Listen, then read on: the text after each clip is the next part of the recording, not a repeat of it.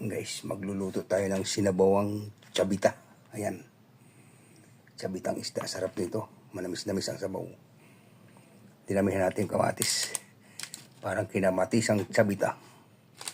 Dito natin siling green, luya, sibuyas, tsaka kamatis. Maraming kamatis. Tsaka magic sarap. Lagyan natin ng mustasa. Tara, salang na natin guys. Lagay muna natin yung ating kamatis, saka sibuyas, saka luya. Yan, pagsama-samahin natin.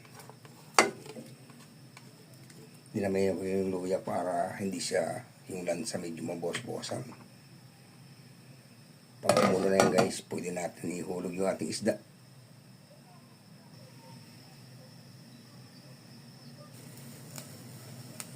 Yan guys, malapit na siyang kumulo.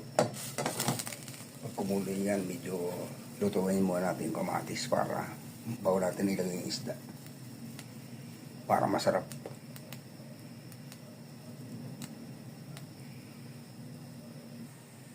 Ayun guys, kumukulo na.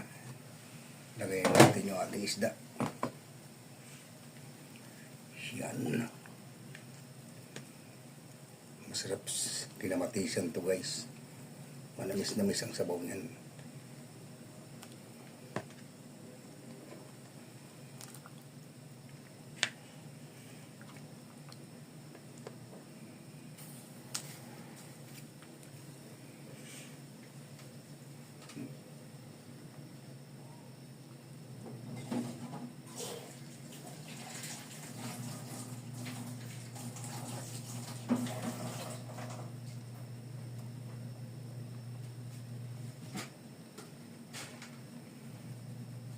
Lagyan na rin natin siya ng asin.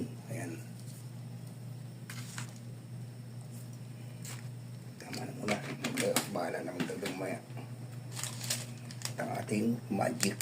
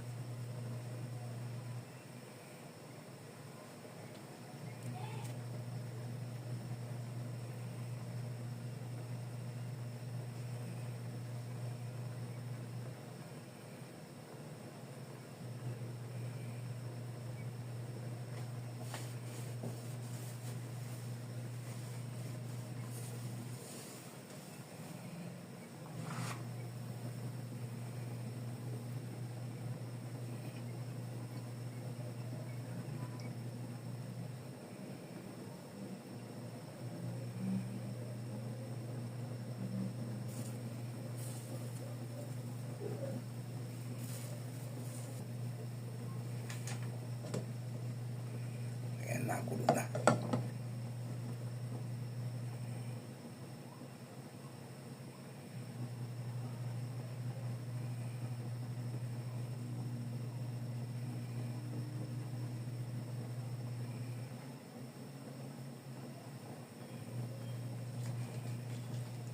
Pwede na rin natin ilagay yung ating siling galing guys para bumabango siya.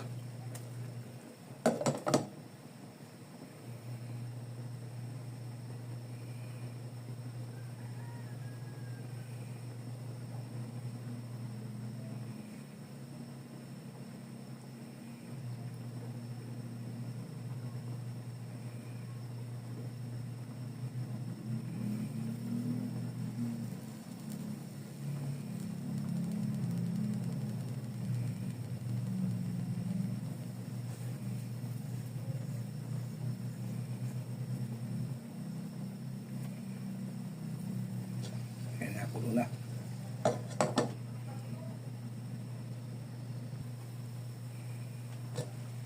Yan. Tikman natin guys yung sabaw. Kung okay na siya sa timplada.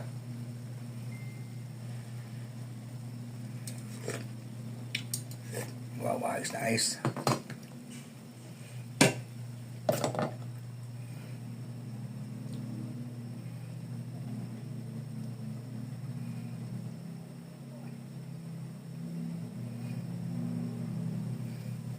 Sana to kung may tanglad na naubos kasi yung tanglad ko dun, daming kumukuha.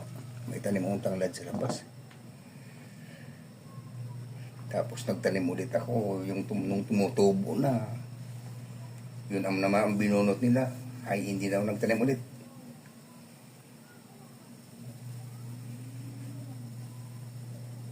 Ayun guys, pwede na natin ilagay yung ating mustasa. Ito na yan. Mas maraming mustasa, mas masarap. Kasi ang mustasa, masustansya.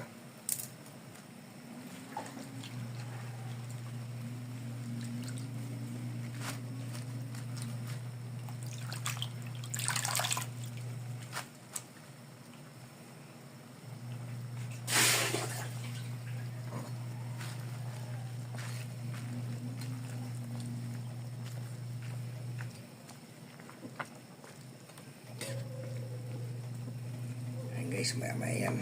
Luto na yung mustasa yan.